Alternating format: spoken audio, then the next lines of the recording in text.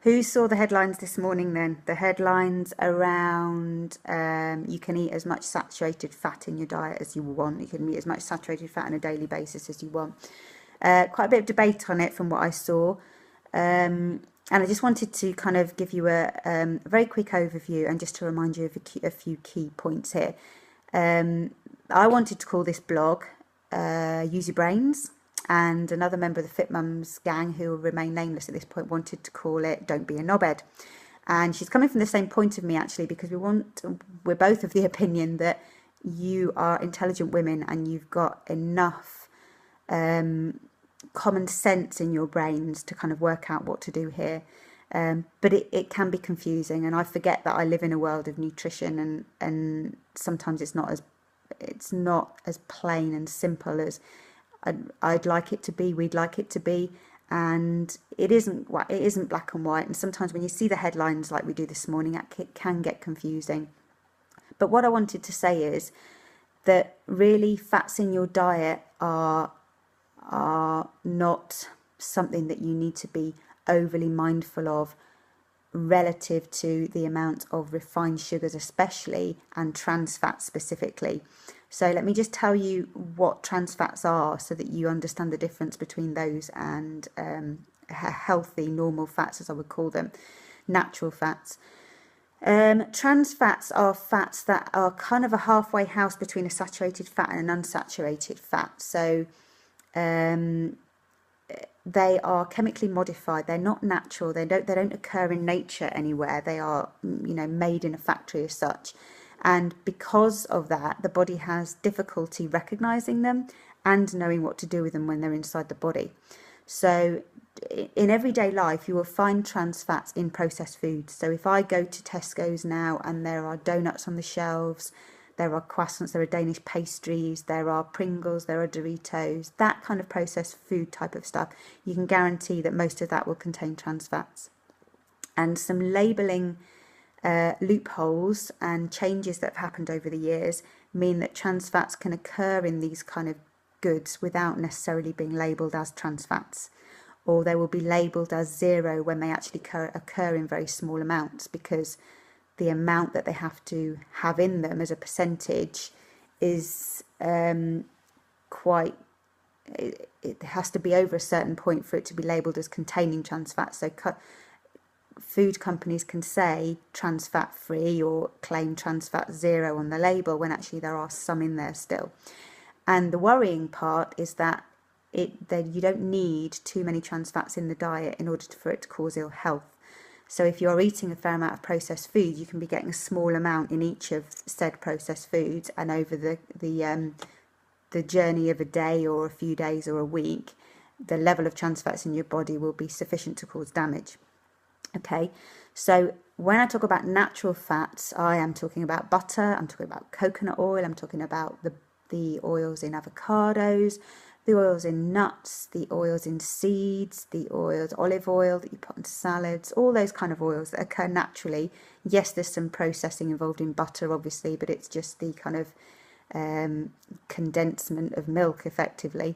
There's nothing added to it per se.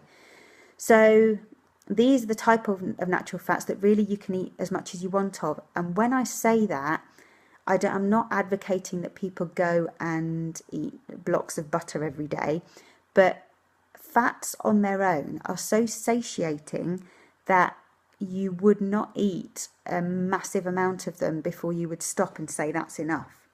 So if I was to put a 250 gram block of butter in front of you now, you would not sit there and devour the entire block.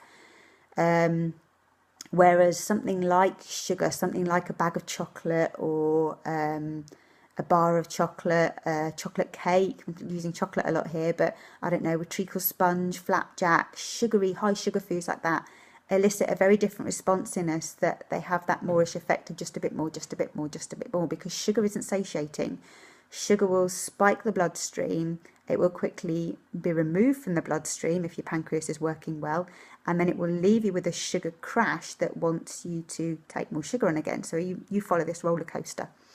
Okay, so the sheer nature of healthy natural fats means you won't overindulge in them anyway. So when I say you can liberally apply them, I mean you can liberally apply them within your body's natural ability to tell you how much it wants. And at the end of the day, we're looking at a plate that I've advocated all along, where the most important ingredient you get on that plate are your vegetables, your salads, or whatever you want, your stuff that grows out of the earth, the stuff that hangs off trees and things, yeah?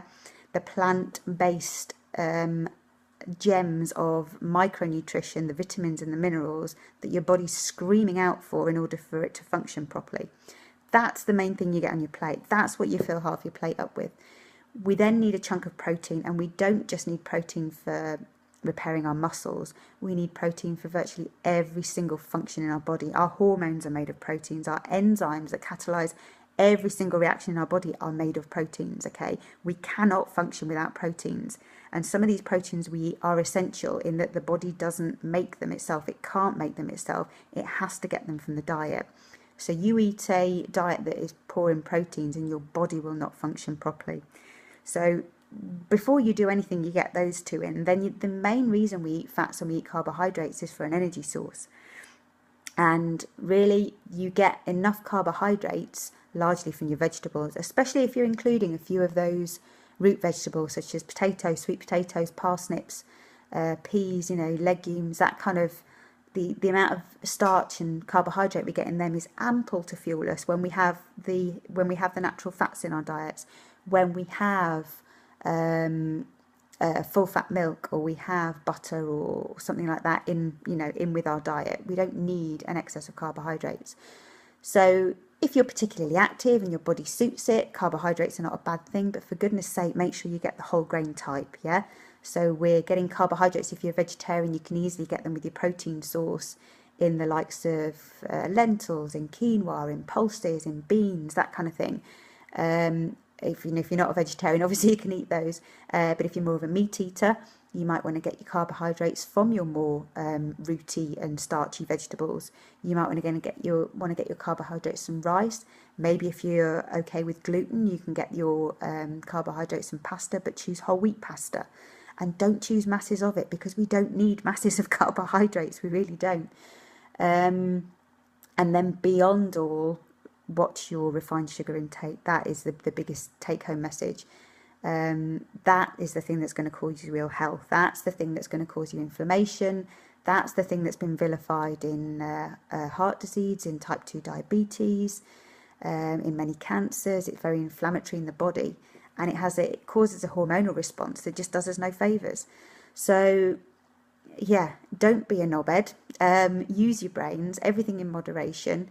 Like I say, with the description that came out, the headlines that came out this morning, I wouldn't advocate diving into a bucket of butter every day and eating as much fat as you like, probably as you like, because your body won't tell you to eat that much of it in the absence of sugar. You put those two little demons together in terms of fat's not really a demon, but you add it to sugar, suddenly it sprouts these horns at that point. So I'm thinking cake, yeah, the main ingredients in cake, sugar and fat. The main ingredients in chocolate, sugar and fat. Nothing wrong with fat in its own. You add sugar as an element and it elicits a very different response in us. But take sugar out of the equation. There's nothing wrong with fat in the diet, whether it be saturated or unsaturated, and we need a range. So that's about it really. Eat plenty of vegetables, get your protein, your body needs your protein. Liberally use your fats, but it's your carbohydrates, especially your refined carbohydrates, that you want to watch.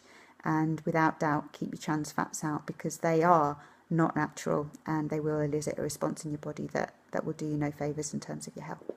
Okay, I hope that helps clarify some things that were on the news this morning. And obviously, if anyone has any individual questions, just get in touch, give me a ring or grab me at a class or something. I'll be happy to answer. Okay, speak soon, ladies. Bye.